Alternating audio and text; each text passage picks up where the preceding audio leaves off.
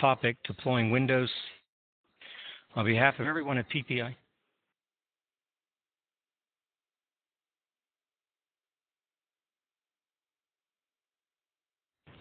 Go ahead, Jeff. I was just starting archiving. Okay, good afternoon, everyone. My name is Jeff Leedstrom, and I'd like to welcome everyone to today's webinar, our topic, deploying Windows 7. On behalf of everyone at PTI, I would like to take this opportunity to thank you for participating today. At this time, I'd like to introduce today's presenter, John Behazier. John is a Network Operations Manager with over 20 years of experience in the field and holds numerous certifications. John also has a passion for training and is an instructor in the Microsoft Certification Program here at PTI. So at this time, I'd like you to welcome John Behazier. John? Hey, guys. I'm glad I see a lot of familiar names there, and glad you all can make it today. Pretty excited about this. I think at this point of the game, if you're not planning to deploy Windows 7, you're going to miss out on the game because everybody's moving to Windows 7. I think the entire IT community has kind of blessed it at this point. It's funny, I always hear that it's better than Vista. That might be true in some ways, but we were the same ones laughing at the Navajo experiment, and going, ha ha ha, all those people could get fooled that, it's just Vista with a different name. And that's kind of what Windows 7 is. They've taken out a lot of features, they've added a lot of features, they've polished it, brushed it off. A lot of the things that I see that you're going to see today are going to be branded with Vista just because of the sources of where I pull the information from. The core technology of Vista and the way to deploy Vista hasn't changed all that much. They'll just basically release something, and this is Microsoft's release cycle. They'll release something, it will come under the name of Vista, and then the second release, boom, Windows 7, new product, new market.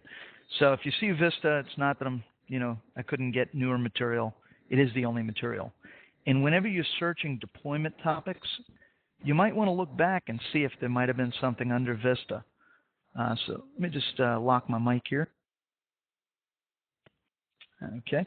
And, when we come up to installing Windows 7, one of the first things is looking at the requirements.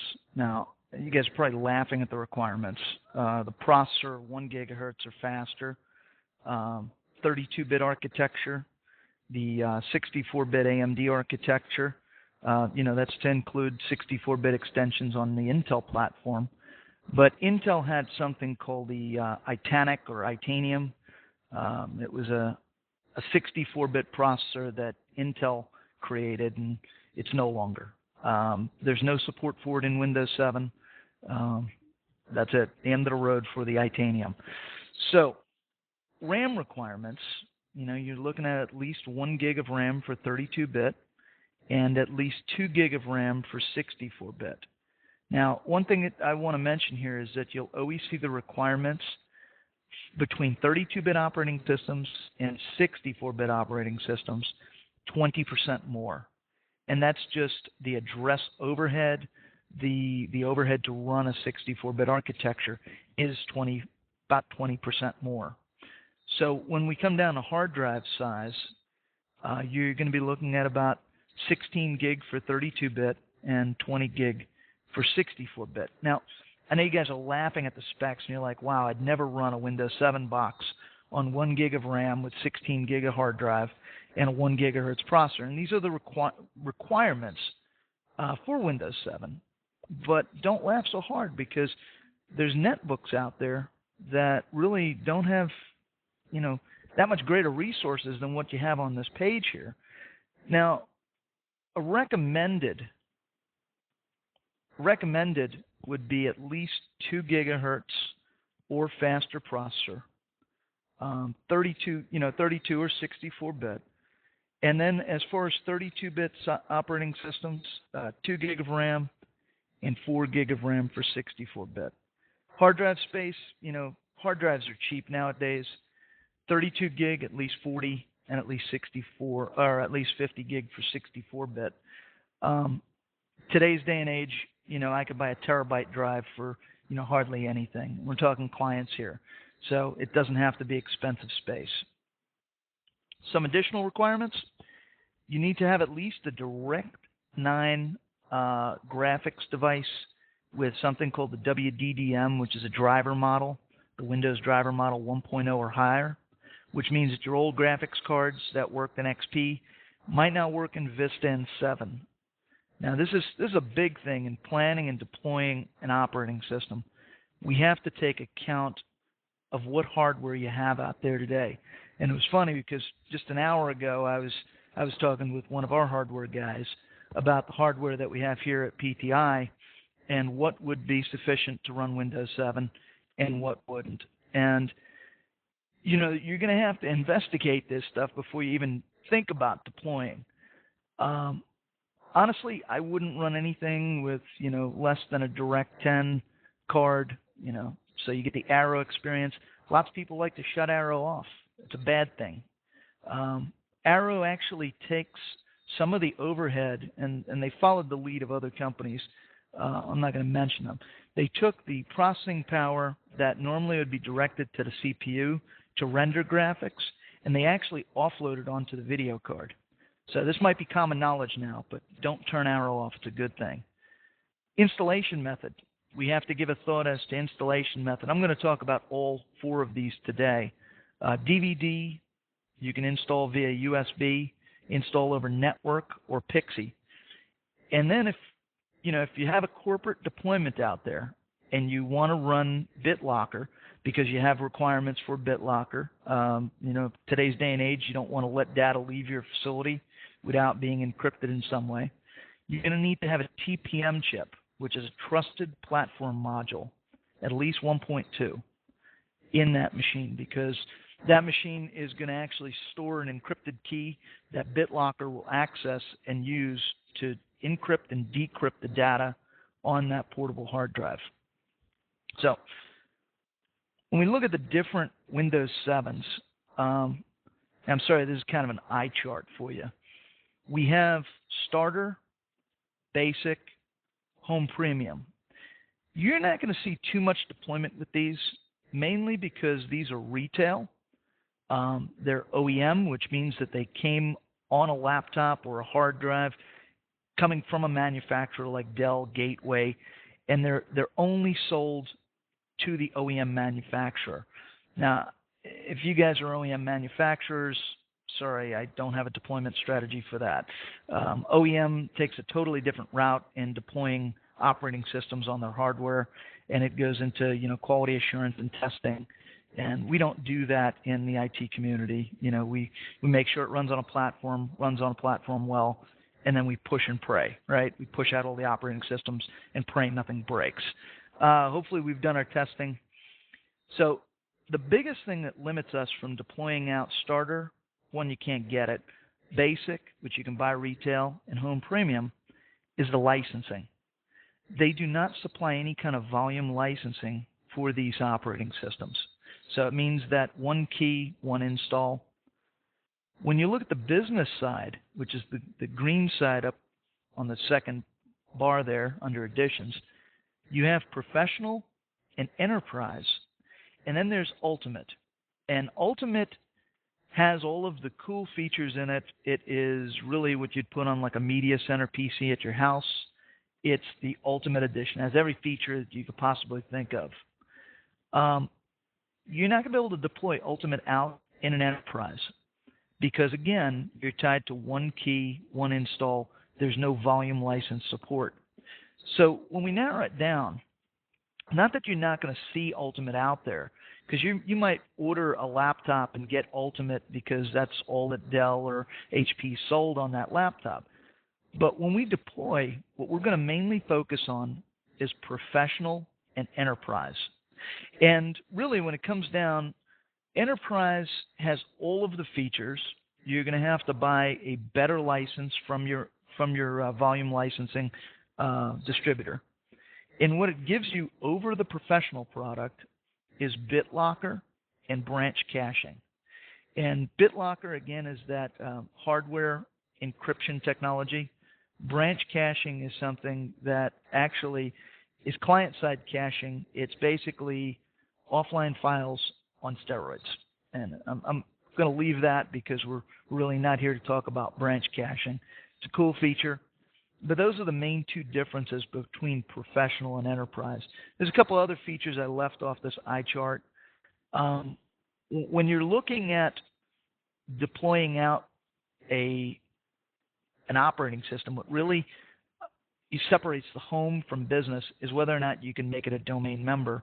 And you'll see it's about the middle of the page there. It's right under client only. Starter, Basic, and Home Premium cannot be a domain member. It means you can't join it to a domain, which means you can't manage it. So when we talk today, we're really going to be talking about professional and enterprise. Doesn't mean you can't apply these same technologies, but generally when you're deploying out, you can only focus on enterprise or professional. Now, the first install method is the only one really supported by retail. So if you go out and you buy a DVD, and you call up and you say, I'm trying to, pixie boot and install this, they're going to tell you, sorry, we can't help you. It's the only retail supported method of install. It's actually the simplest method of install. However, a couple disadvantages. One, you're going to need a DVD to install, okay, which means that if you have a netbook, you pretty much can't do it. Susceptible to damage, right? Everybody's dropped a DVD and went, oh no, did I scratch it? But I think the biggest problem is lost media. I don't know how many times I've installed an operating system and then went, oh, I can't believe I forgot that DVD in the drive. So there's a couple things that you can do. I'm not saying that DVD installs for our home machines are bad. We're definitely going to continue using DVD install media. But when we talk about deployment, generally you want to make sure that you get the same install every time. And there's a couple tools we're going to talk about that helps you do that. What most people don't realize is that once the DVD is booted up, and I'm going to explain part of what happens when it boots up into the boot.wim, which is a Windows image file that is basically Windows pre-installment or installation environment. What it does is it instantiates the USB and the floppy controller as well as NTFS and network support. And it actually checks the USB for the existence of a file called autounattend.xml. So although you go, well, I'm not going to deploy out Windows 7 with DVD, you might end up doing it. And the way to get a consistent install is to actually put that autounattend.xml on a flash stick or a floppy and throw it into the slot before you boot up the DVD. And you can always guarantee that the install will be the same. So that's one method of installing. The second method is what I've converted over to. I no longer use DVDs. I actually use USB keys. And I have like one USB key that I use for x86 installs and one for x64 installs. There's a couple reasons for this. One is I don't need the DVD anymore. So I can do a netbook install. The drivers can actually be included on the USB. So if I loaded up a laptop and, I had some storage drivers, lots of times you get up to that spot where it says to install on hard drive and it says, sorry, no bootable media found, or no drive found. What we can actually do is put the drivers, the storage drivers, on that USB stick, and when you boot up, you hit F6, and now you got that USB stick started up. You can actually grab it right from the USB. If you haven't guessed, floppies are going away. So other popular installs can be put on USB. It's also faster. Now, it's up to about 40 megabytes per second, although actual flash access speed is anywhere between 10 and 30 megabytes per second. Typically, an 8X DVD ROM is 10 megabytes per second. So I checked. The SanDisks that I've been using for years, they're about 15 megabytes per second. I still see a gigantic increase in speed because you don't have to worry about seek time on a DVD. It's all flash access. Disadvantage is you need the USB support for booting in the BIOS. So you actually need your BIOS to be able to support USB booting, and you need at least a 4 gig flash drive for storage space. So essentially what we can do, though, is put the entire install or the DVD on the flash stick, plug it in, boot up the computer off the USB, go right into an install, and continue to install that PC. And when we're done, pull out the USB, go to the next one. Not a popular method, okay, but very handy when you're at home, when you're getting your test PC set up. So how do we actually make a USB install? It's actually rather simple. There's a couple steps here. One is caution. You're going to plug a USB stick into your computer and run diskpart, which is a command line disk partitioner. If you select the wrong disk, you could wipe out data. So make sure you can identify the actual USB stick. You're going to basically list the disks out, and I got a video here I'm going to show you here in a minute. You're going to select the disk that matches your USB, and you might see UFD. UFD is USB flash device. So this could be a hard drive. It could be a USB stick. Once you select the disk, you're going to do a clean. A clean wipes out all the partitions. It doesn't wipe out the data, but it wipes out the partitions, which now you can't access the data. Then what you'll end up doing is, on step 6 there, you'll create a primary partition, and step 7, you'll activate it. And we need this active primary partition to boot from. From that same diskpart command line, you'll actually format in FAT32, and you'll do it quick, right, because it's a flash stick. You might need to assign a drive letter if the operating system or the logical disk manager doesn't pick it up.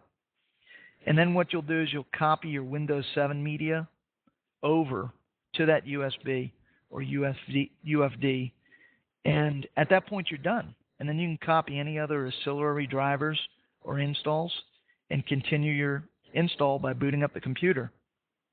So it's demo time. Rather than doing a live demo, I actually recorded it, so I chickened out. But what I'm going to do is I'm going to push a URL to your browsers that'll actually open up YouTube.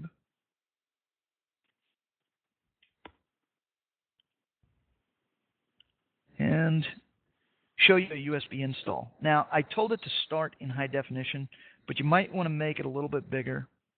And I'm going to send it right now. So basically what you'll do is you'll open up a command prompt, and you need to open it up in administrator mode. You'll open up diskpart. Here I'm listing the disks, identifying the 16 gig drive, although it says 15, selecting it, wiping any partitions. And it's not going to ask you, are you sure? It's just going to do it. It'll then create we'll create the primary partition.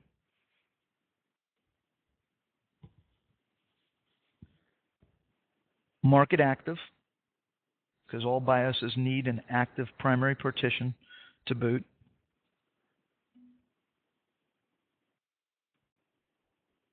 We'll format it.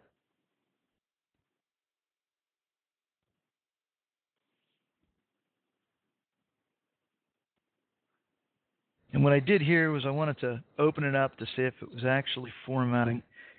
And it actually auto-assigned the drive letter, so I didn't have to type assign. Right now it's empty.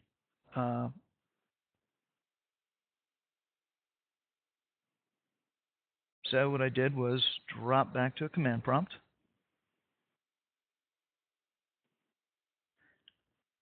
and started copying over, and I accelerated this because it just took a very long time. And I'm copying the entire DVD over to that USB stick. And you're going to see it pause here on two files. One, I think, went already, boot.wim. The other is install.wim. There are two Windows image files. Now, I went faster than I thought. That kind of work together. The boot.wim. Let's see.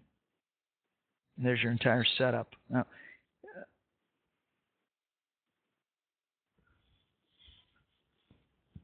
I actually see it boot up. Now, VMware doesn't support USB booting, so I actually used a floppy to boot it. So that floppy's emulating USB support booting. And I'm actually booting off a physical USB stick that I had plugged into my PC.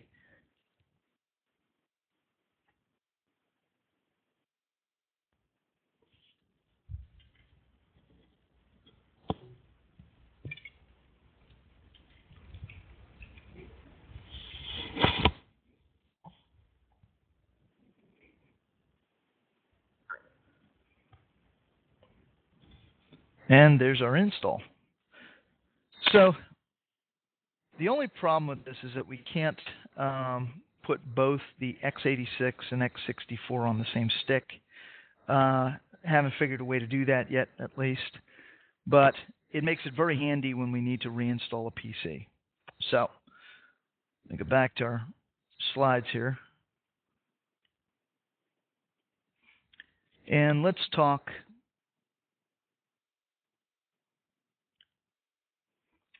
the WIAC.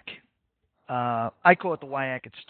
It's now called the Windows AIK, or the Automated Installation Kit. But this is a graduation of installation. So up till now, I've been talking about, onesie twosies, what you do for a family, a friend, to install their PC or even your own. Maybe install a test PC. Let's talk meat and potatoes now, how we're going to actually deploy out an operating system. So that's where the WIAC comes in. And I have to commend Microsoft. When XP was out there and, XP Service Pack 2, which was the second version, theoretically, of XP, I kind of felt like a pioneer because when I was coming up with deployment strategies, I was reading posts out there on what somebody did, and Bart's boot disk was like the only guy out there that actually was able to put a Windows PE together, except for Microsoft, and a couple tools that they coveted that you can only get if you were an OEM manufacturer. Times have changed. Microsoft realized that, one, Symantec and Acronis had the corner of the market on ghosting, on imaging technology. And they realized that there was a deficiency in the Microsoft product. And this all changed with the release of Vista. So with the release of Vista, we start seeing tools like the WIAC, the Windows Automated Installation Kit. And it comes with about 5 unique tools. There's actually an unlimited number of tools that they have between the WIAC, the MDT, and all the other products. But the Windows PE tool, this allows you to actually create your own boot disks. I'm going to show you how to do that here in a minute. And there's about 7 or 8 different variations on that. ImageX, which is an amazing tool that allows you to actually ghost without buying a third-party product like Symantec Ghost or Acronis True Image. And ImageX does a lot more than that because it actually uses the WIM file format, which is too extensive to talk about right now. And it allows you to actually dedupe installations and actually be able to take your staff, like here we have our staff, our faculty, our student, and we can actually merge all 3 images into one image file. Now, whether or not we do that when we roll out 7, that will be a different story. That might change due to space, but the fact is you can. And that ImageX tool is really what has changed the way that Microsoft is being deployed today. There's something called the DISM, the Deployment Image Servicing and Management tool. This is an unbelievable tool. It allows you to open up WIM images and actually inject drivers. So to give you a typical, for instance, we have Dell, theoretically, we have Dell 750s today. And what happens? We go to order them in 6 months from now and find out that the Dell 755 came in. And now it has a different storage driver, different network driver, and our image, once we throw it down onto the hard drive and reboot, basically blue screens. And we've all been down that road, you know, the 7F, no boot media found. And, well, in XP, we had to actually open up the image on an XP machine that could run it, like that 750. We had to merge the drivers in, and then we had to sysprep it again. And that was kind of a pain because you're opening up the image, you're introducing possibly something to go wrong, you're putting drivers in, and then you're sysprepping again, which I always bite a pencil when I sysprep because it takes so darn long on XP. Microsoft's changed that. Now, once you got it in a WIM file format, you can actually mount that WIM offline, inject the drivers, close it back up, and now we never touched sysprep, we never unprepped it. All we did was we basically mounted that WIM to a drive letter, put some drivers in the appropriate places, and then closed it. So that DISM tool allows you to do all of that. There's the Windows System Image Manager, which allows you to create the unattended answer files, and it also allows you to manage a complete deployment strategy. And then the last tool, which I'm not going to talk about today, is the USMT, which is the User State Migration Tool. And this is handy if you're going from an XP machine to a Windows 7 machine and you want to pull the user's data over. And there's a couple different ways to use the tool. So I guess the question is, what can we do with the WIAC? Well, an overall view of the WIAC, it's an install that you'll put down onto the tech computer. The tech computer is your office workstation, the workstation that, you know, you put those random installs that you use to support the network. And when you install the WIAC, it gives you a couple different tools. They're all command line, though.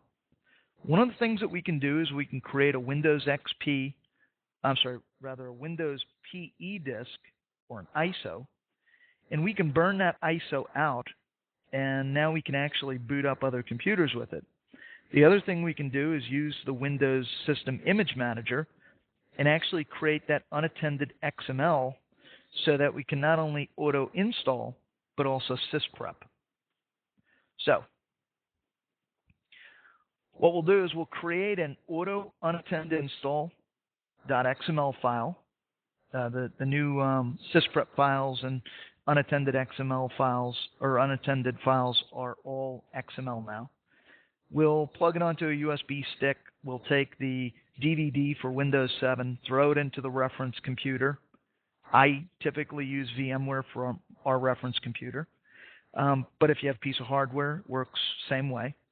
And we boot up or install a Windows 7 operating system. So now we know we have uniformity because we have that auto unattended XML, and we have a stable platform to actually install Windows 7 on. So at this point, once Windows 7 is installed and we put whatever software packages on, depending on how you set your image up, now we can take that Windows PE disk, boot up the reference computer. Now we have basically a command line. You have your ImageX tool, and you have network support. Now we can actually image that hard drive over onto a network distribution share, basically a file server. And then we can boot up our image clients with the Windows PE disk and pull that WIM file down onto those hard drives and image those computers. Now, there's a couple things missing from this. First thing is, if anybody's ever used Ghost, you know that Ghost does multicasting. ImageX is not going to do multicasting. I'll talk about a couple technologies that will in the next couple slides. But this would be a one-to-one type scenario. So if you're pulling from that network share and you got 3 clients pulling, if each client's 100 megabit per second, you're pulling 300 megabits per second. If it's a gig connection for the server, you got it. You got about 10 users before you saturate the bandwidth. So this would be maybe a strategy for break fix. I got a computer, I need to re-image, grab my Windows PE disk off the shelf, throw it in the computer, pull the image down from the server. Okay, you're not going to multicast to do one station. So next question is, how do we make a PE disk with the WIAC? So pretty simple. We first install the WIAC. However, a little cautionary note here, make sure you grab the right Windows Automated Installation Kit.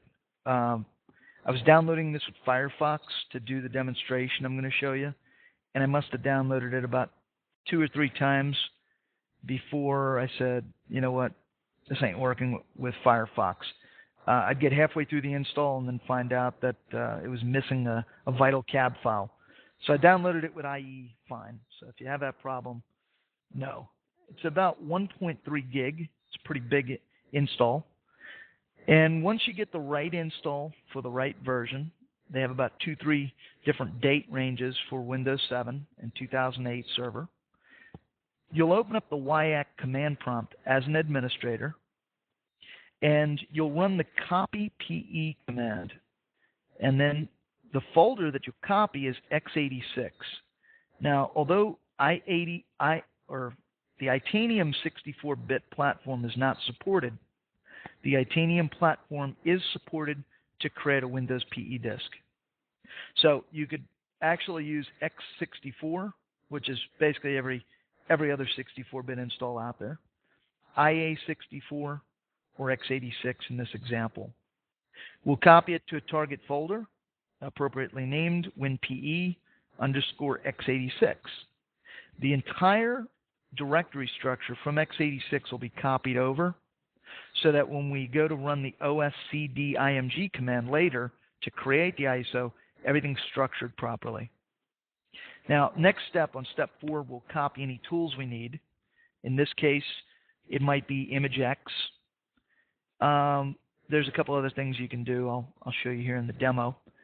And then we'll actually copy the winpe.wim over to the sources folder to boot.wim.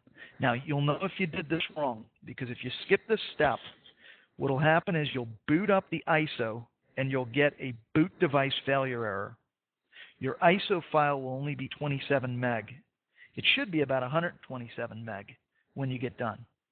Now, the reason why they did this was that you could actually open up the winpe.wim with ImageX, mount it just like DISM does, and inject tools directly into it. Change scripts. Okay, there's a startnet.cmd that you can actually basically script the entire install with. So it would be a hands-off approach. You'd boot it, and basically it would drive to that file server, mount the drive, and image the file down. For this purpose, for most of your purposes, you'll want to graduate to that, okay? You'll want to just get an ISO created from the start. So that's why you need step 5 in there. Step 6 actually creates the ISO. And this is pretty simple. We say oscd-img-n. The -b says supply the boot file, which is etfsboot.com. That's the El Torito bootloader. We'll tell it what folder to compile the ISO from, and then we'll tell it what to name the ISO. So what I'm going to do now is show you a demo. And again, this is pre-recorded. And this is going to open up in HD, so you might want to make it a little larger on your screen.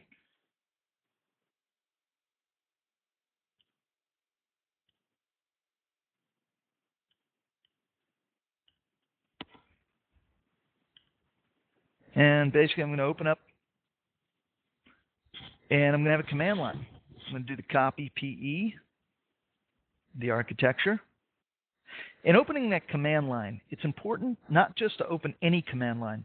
When you open the command line, it's going to actually set your pathing for the toolkit.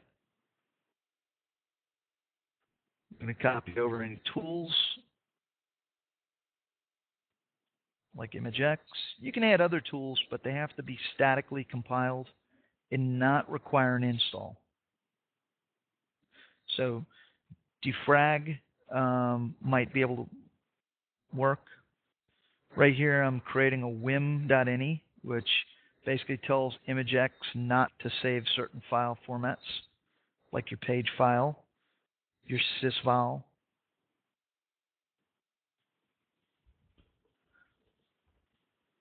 I'm going to copy over the winpe.wim to the ISO folder sources folder of boot.wim. This is the same boot.wim that it looks for when it boots the CD during a DVD installation. Supplying the boot file for the DVD. Supplying the ISO to create the DVD from, the folder rather. And now telling it what to name the ISO. And I sped this up as well. I find that doing everything in VMware Workstation makes just for ease. With undo disks, with snapshots, with mounting ISOs rather than burning them only to find out that they're bad. It's just easier. So now we can directly boot the ISO. I sped this up as well.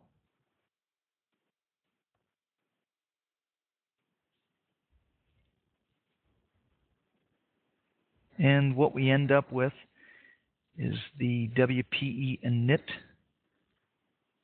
which is actually running from the startnet.cmd. You'll see it on the upper top banner. And we can now access the E drive that has our ImageX tool and run ImageX. So, in a nutshell, that's how to make a WinPE.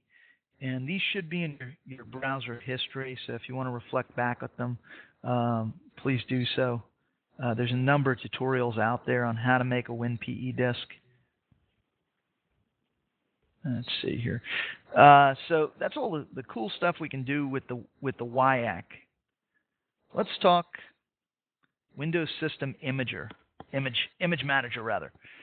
So one of the big differences between XP and Vista was this thing called the CPI. Microsoft knew that they had a tool to do this, they had a tool to do that, but they didn't have one system to tie it all together. And if you find some archaic commands like ImageX out there and dism, which are all command line, it's because Microsoft was in a rush to get these produced, and they really focused on the CPI that all of these things plug into. So you find that, on the upper top there, you got the Windows System Image Manager tool, which is actually a GUI, and that directly talks to the component platform interface, or CPI. That creates configuration sets, answer files. It also creates the CLG, or catalog files, which is in an installation that defines the components and packages that are installed or can be installed, as well as it mounts the WIM files and also creates a distribution share to manage them from. A lot of other tools plug into the CPI. Windows Sim is not the only tool that plugs into the CPI. Dism, ImageX, all of them kind of interact with the CPI. So let's talk Windows System Image Manager. We talk a lot more detailed in class about this. There's about 7 different phases of install. Okay, and that's what you see in the middle section there. I'm sorry it's not clear. I straight up pulled this slide from Microsoft's site. But what we'll do is we'll actually mount a WIM file, create a catalog from it, and then configure all of the components and packages in an answer file and spit out an XML. So one of the other cool tricks that Sim does is it allows you to actually manage a complete Windows 7 install. Let's say that you use thin installations. There's 3 different types of installations. There's thick installs. I generally use thick installs here at PTI. That is a Windows installation, and we load all the tools we could possibly want to use on that install or image, and license them and get them up and running, and then sysprep them.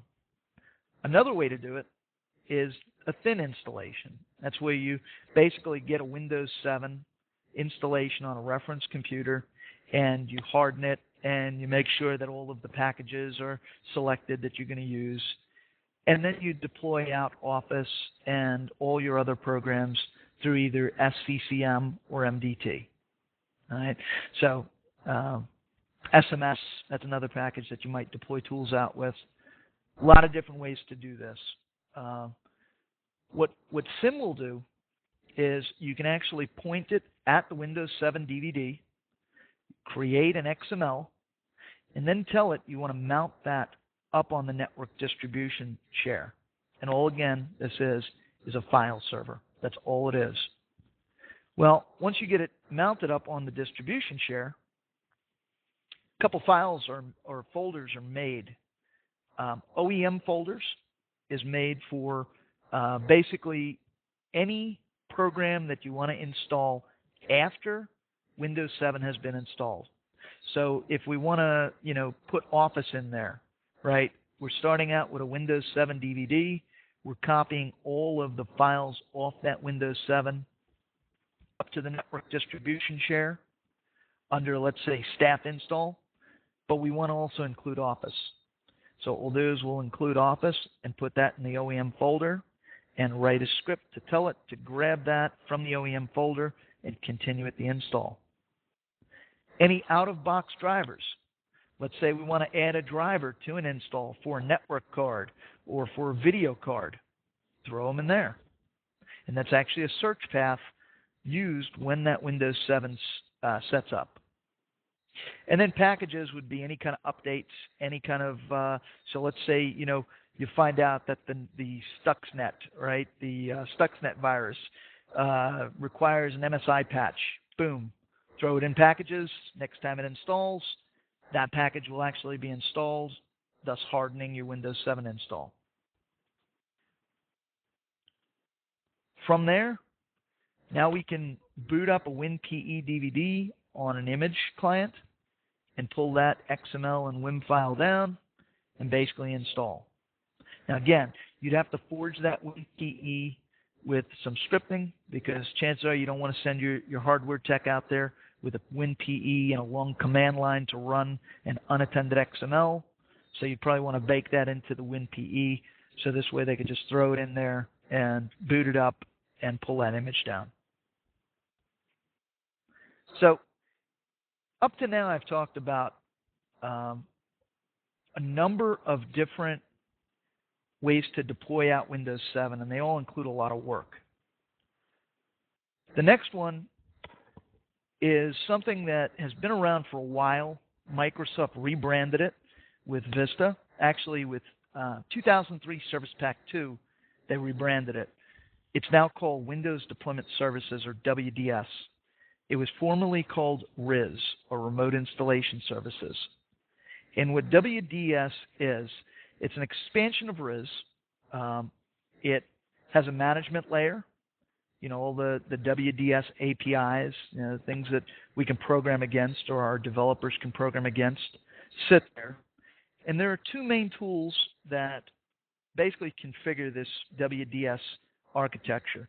One is the WDS console, which is a Microsoft management console, and the other is a command line of WDS util that I wouldn't wish upon my worst enemy, but it works. The WDS API directly interfaces with Active Directory, and I'll explain that here a little further in the next couple slides. And that is the management layer. There's also a network layer. And I told you, Microsoft addressed the unicast and multicast deficiency in ImageX. We can unicast with ImageX, and that means that if 10 clients, hook up, we're pulling theoretically a gig of information from the server. possibly oversubscribing the LAN interface. Why doesn't Microsoft have a multicast technology? Well, they baked it into WDS. So essentially, when we get to WDS, there's no more CDs, although you could use CDs. There are, no more booting up USB sticks, although you could. Basically, when we load up WDS on a server 2003, there's a couple requirements. One is a DHCP server that allows option configuration, pretty much any DHCP server today. There's also the requirement of Active Directory, which means you're not going to do this kind of install at your house, unless you have AD at your house.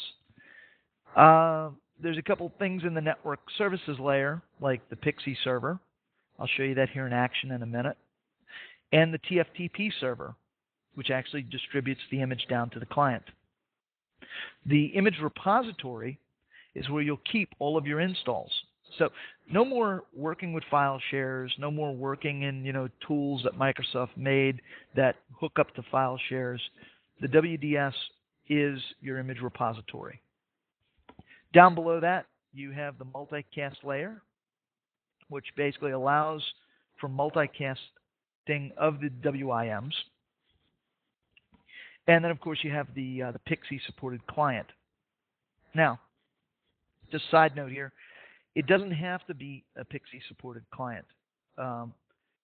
Theoretically, it's a lot easier if it's Pixie or Pixie-capable, which Pixie was developed by, I believe, 3Com and Intel years ago, and it's a way that the network card obtains an IP and calls out to a Pixie server for a TFTP configuration file.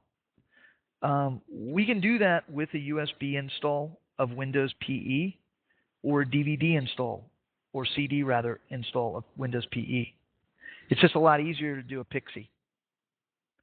So this is basically how WDS works. We have our client computer. Our client computer is going to start up, and we're going to need an IP. So, we do the discover, the offer, the request, and acknowledgement from the server. We do our basic DHCP. And what we get back is we get an IP address, and we also get an option 60 called Pixie Client. Now, all it is just an option set that says you are a Pixie client. That's it. Doesn't give any other information out. The next step,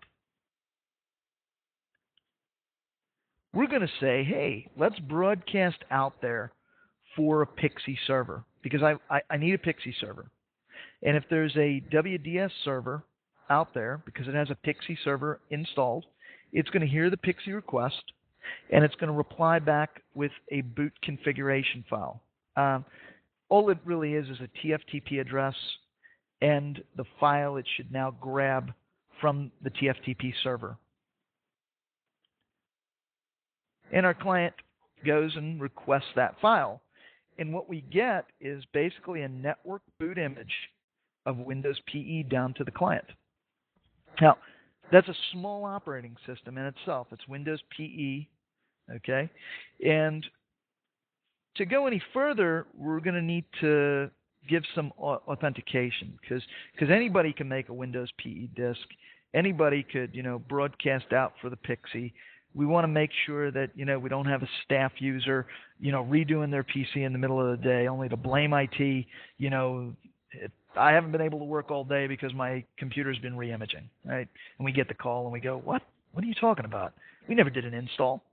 So we want to provide some security. We also provide the security so that somebody doesn't get an install that they shouldn't necessarily have for licensing purposes. So at this point, the Windows PE disk will actually, or Windows PE image, will actually prompt the user for a username and password. And WDS will directly talk to Active Directory to log the user in. And that user is going to be logged into WDS. So at this point, we'll get an option of what operating system we want to deploy to the client. And it's all menu driven, just like the install menus.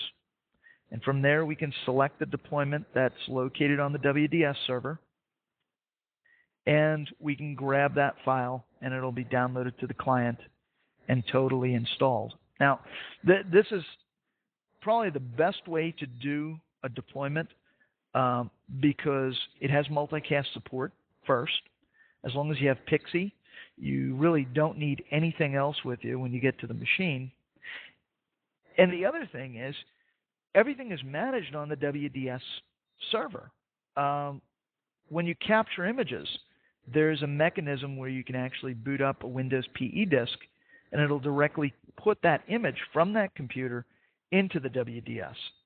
So this is actually the management platform to manage your entire install. You can throw the DVD into the server and basically rip the boot.wim off, and that'll be your boot image, your Windows PE that you originally Pixie boot. This is really probably, like I said, the best deployment out there. There's some infrastructure requirements. Depending on how you image, this would be good for a thick-based image, possibly even a thin-based image. You can actually stage computers into their respective OUs. Every time a Pixie client connects to your Active Directory infrastructure, meaning when Windows starts up and connects to your Windows infrastructure, it actually references a global unique identifier, and that global unique identifier stays in Active Directory. So what we can actually say is we can create a rule that says if staff computer gets reinstalled, make sure that that new staff computer is back into Active Directory in the same OU. Now, the last method I'm going to talk about for deployment is called task-based deployment. And task-based deployment, very complicated, but very rewarding, especially when you can reinstall a number of clients overnight and get reports on how many failed and all of that good information that you want. But it's also very intricate. There are two tools out there. There's the Microsoft Deployment Toolkit 2010, and this is task-based install. And I think this was an image from a vendor that was basically showing that their application could actually be MSI'd into the install, and everything would actually be streamlined. So you'd install the operating system, you'd install all the applications, okay, and then you'd install all the patches for the application and any other ancillary applications. And what it looks like is basically what you see to the right. SCCM's interface is pretty much identical to MDT. It's all task-based, so let's do this and capture the image. And then once we capture the image, we'll plug drivers in. And then from there, we'll do the Office install and then all the other application installs. The biggest difference between MDT and SCCM is MDT is a teaser. It gives you the task-based installation, but what it doesn't give you is all the reporting. SCCM is the successor to SMS, and it gives you all of the reporting. So what you can actually do is from SCCM, you can do a report on all of your clients because they'll run an agent, and you can get all of the hardware specs on those clients. So you could actually find out how much RAM is in each PC. Could it handle Windows 7? Can the hard drive handle Windows 7? Does the Windows driver model support Windows 7? You could do a report on that, and then you can tell it that night, I want you to start up, as long as power management is supported by the operating system, start up and reinstall.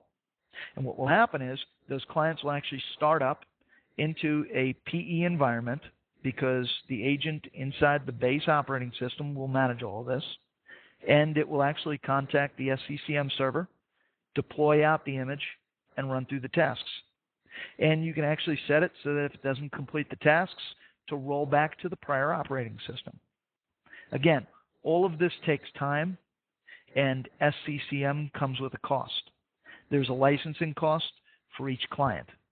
So although you can do all the reporting, although you can have all that control and all that functionality, there is definitely an expense with it, both time and money. So I'm running about 5 minutes over here. They wanted to keep it to 15 minutes to allow some time for questions.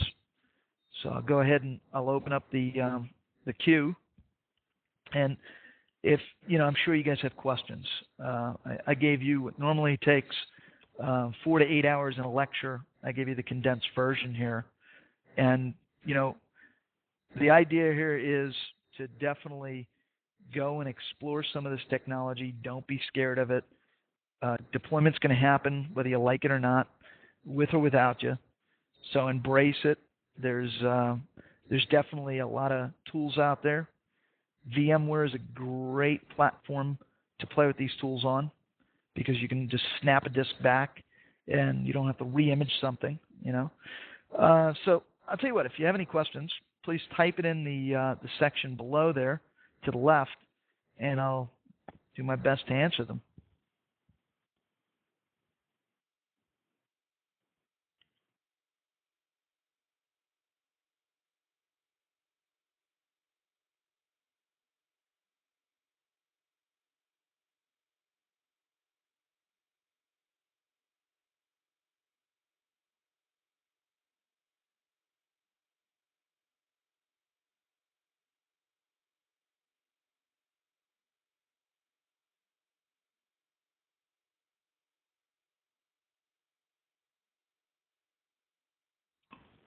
I know chat's enabled, but I don't know if there's any questions. I'm sure. Oh, there's one. Okay.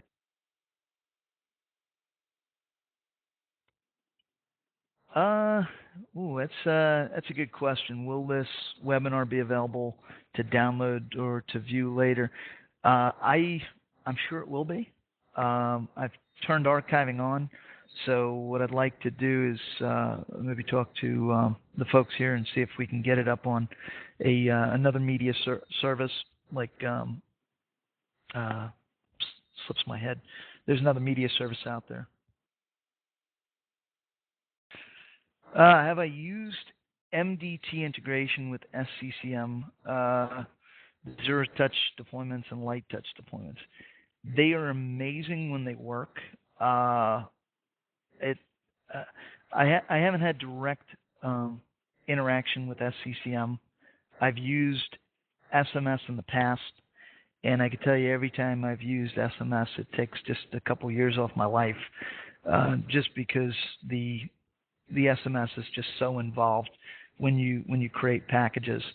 I actually created a zero-touch install in Windows NT. I think they were still called zero-touch then. But no, I haven't directly created a zero-touch deployment yet.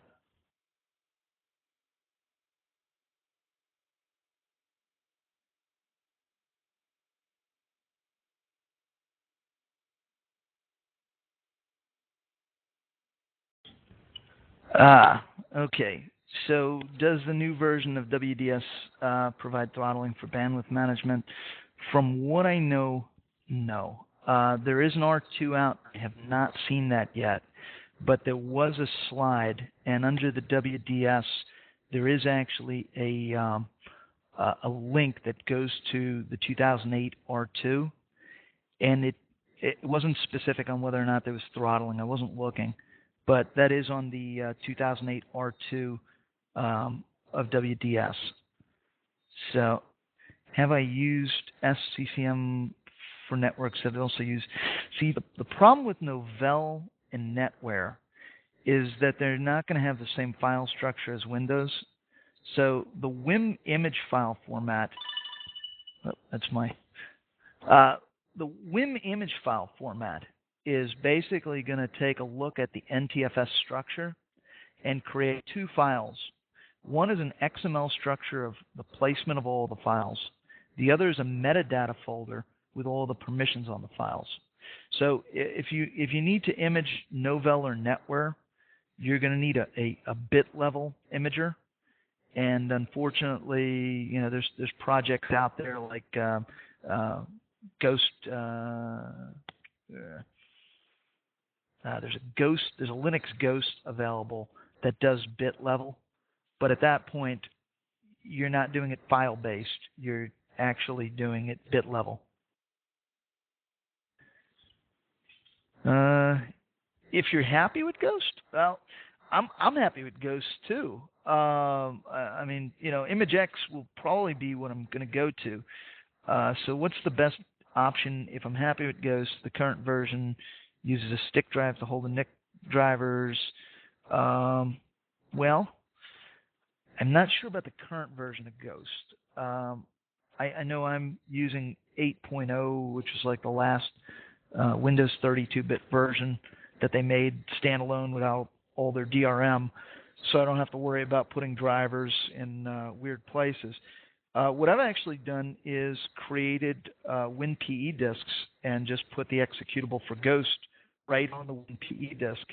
However, I have noticed that I've been moving over to the WIM file format. Whenever you embrace a new technology, you're very uneasy about totally giving into it. So what I found myself doing was actually creating a Ghost and creating a WIM and going, well, see which one lasts longer, right?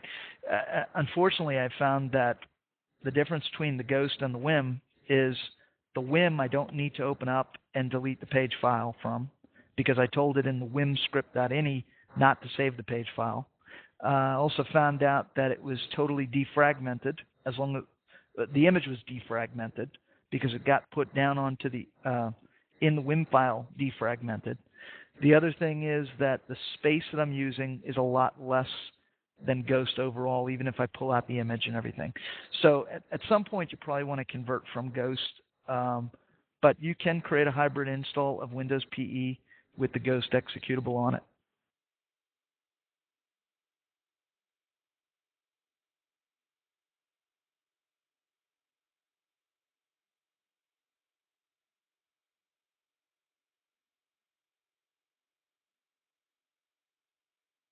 All right. Well, I'll tell you what, I'm going to, at this point, hand this back over to Jeff here. And I know that he wanted a couple comments in here before we convened. All right, thanks, John. Just before we wrap things up, I just wanted to thank everybody for your participation today and let you know that PTI has been doing certification training for over 10 years, specifically with Microsoft Networking Professional A+, and CCNA. We offer training 4 times a year. Financial aid is available for some programs, but not all. We also offer tuition discounts for employers and graduates. So if any of you would like to learn more about certifications, you can contact us through our website at www.pti.edu or give us a call directly at 1-800-784-9675. So again, thank you for your participation and look forward to hearing from you. Thanks, guys. Thank you, guys, and we'll try and get that out there, and we have everybody's email, so we'll follow up. Thanks. Have a great day now.